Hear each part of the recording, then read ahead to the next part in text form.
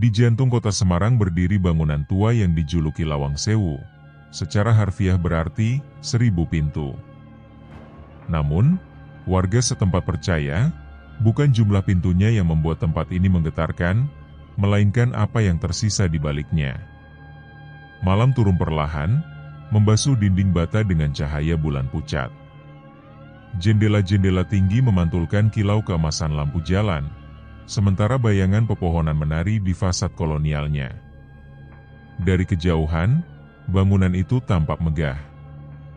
Tapi ketika langkah kaki mendekat, suasananya berubah. Heningnya terasa terlalu padat, seperti udara yang menahan napas. Lorong panjang membentang tanpa akhir.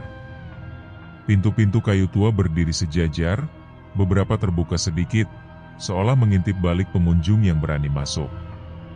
Angin malam menyusup melalui celah, menghasilkan suara lirih, mirip bisikan yang terpotong. Konon, bangunan ini dahulu menjadi kantor perusahaan kereta api Hindia Belanda. Pada masa pendudukan Jepang, ruang bawah tanahnya digunakan sebagai tempat tahanan. Dindingnya menyimpan gema jeritan, doa yang tak sempat selesai, dan langkah-langkah tergesa yang tak pernah kembali. Orang-orang yang datang di malam hari sering mengaku melihat sosok samar di ujung lorong. Kadang bayangan itu menghilang saat didekati. Kadang tetap diam, menunggu. Dan di antara ratusan pintu itu, ada satu yang diyakini tak pernah benar-benar tertutup. Sebab setiap kali malam tiba, sesuatu dari masa lalu selalu menemukan jalan untuk keluar. Tangga batu menuju ruang bawah tanah terasa lebih dingin dari udara malam di luar. Bau lembab bercampur karat menyeruak, menyelinap ke dalam dada. Lampu senter bergetar di tangan, menyapu dinding kusam yang pernah menjadi saksi bisu penyiksaan. Langit-langitnya rendah. Air merembes dari sela batu, menetes perlahan seperti hitungan waktu yang tak pernah berhenti. Di beberapa ruangan, genangan setinggi mata kaki masih tersisa, memantulkan cahaya menjadi kilau emas yang suram. Cerita lama menyebutkan, tahanan dipaksa berdiri berjam-jam di ruang sempit dan gelap. Tanpa cahaya, tanpa suara, selain napas sendiri yang makin berat. Mereka yang masuk tak selalu keluar. Beberapa penjaga malam mengaku mendengar langkah kaki tanpa wujud. Ada pula yang merasakan sentuhan dingin di bahu, padahal tak ada siapapun di belakangnya. Kamera pengunjung kadang menangkap siluet tipis di sudut ruangan, bayangan yang tak tercatat oleh mata telanjang. Namun yang paling sering terdengar adalah suara pintu besi berderit, terbuka perlahan, lalu menutup sendiri. Di tempat sedalam ini, gema tak pernah benar-benar hilang. Ia hanya berputar, menunggu untuk didengar kembali. Dan ketika lampu padam sesaat karena arus listrik melemah, kegelapan itu terasa hidup, seolah ruang bawah tanah bukan sekadar ruangan, melainkan sesuatu yang bernafas. Di lantai atas, lorong-lorong panjang menciptakan ilusi tak berujung. Setiap langkah memantul menjadi gema ganda, seakan ada kaki lain yang berjalan mengikuti dari belakang. Beberapa pengunjung mengaku melihat sosok perempuan bergaun putih berdiri di ujung lorong. Rambutnya tergerai, wajahnya tertunduk. Saat didekati, ia menghilang, meninggalkan hawa dingin yang menempel di kulit.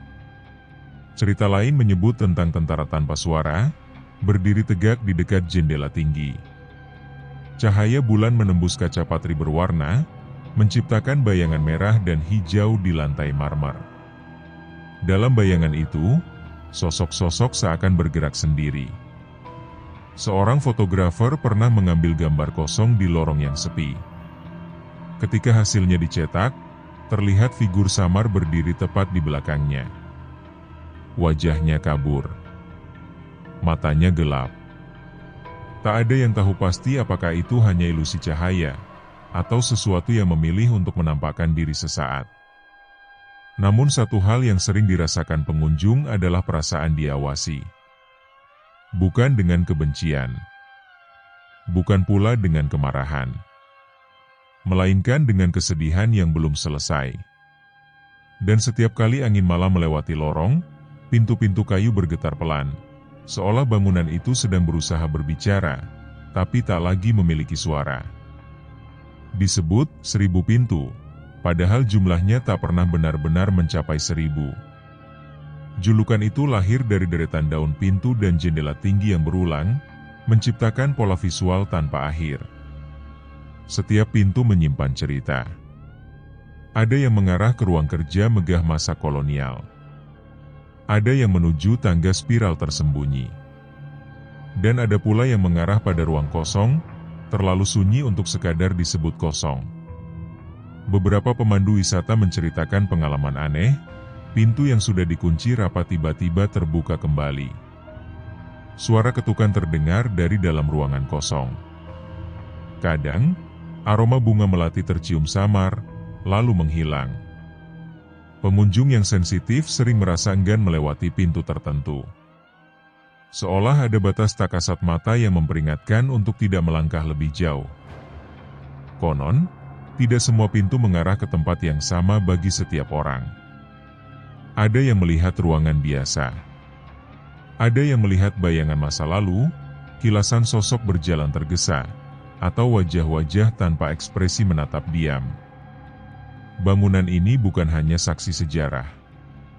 Ia adalah arsip hidup, menyimpan lapisan waktu yang saling bertumpuk. Dan ketika malam semakin larut, pintu-pintu itu tak lagi sekadar kayu dan engsel.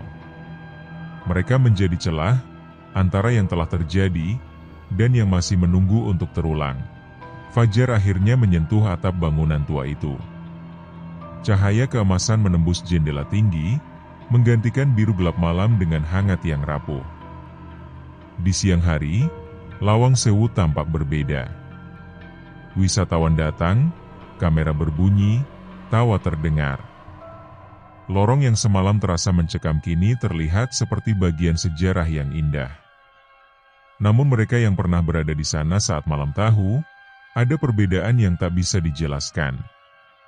Bangunan ini telah melewati penjajahan, peperangan, dan pergantian zaman. Ia berdiri sebagai simbol ketahanan. Tapi di balik keindahannya, ada lapisan sunyi yang tak tersentuh renovasi.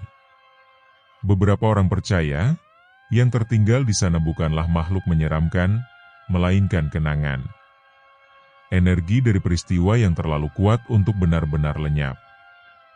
Dan mungkin, setiap kali seseorang melangkah melewati pintunya, bangunan itu mengingat. Mengingat langkah-langkah lama. Mengingat suara yang pernah memenuhi ruangannya. Mengingat mereka yang tak sempat pulang. Karena di tempat seperti Lawang Sewu, sejarah tidak hanya dibaca. Ia dirasakan. Dan ketika malam kembali turun di Semarang, 1000 pintu itu akan kembali diam, menunggu siapa yang cukup berani untuk mendengar apa yang tersisa di baliknya.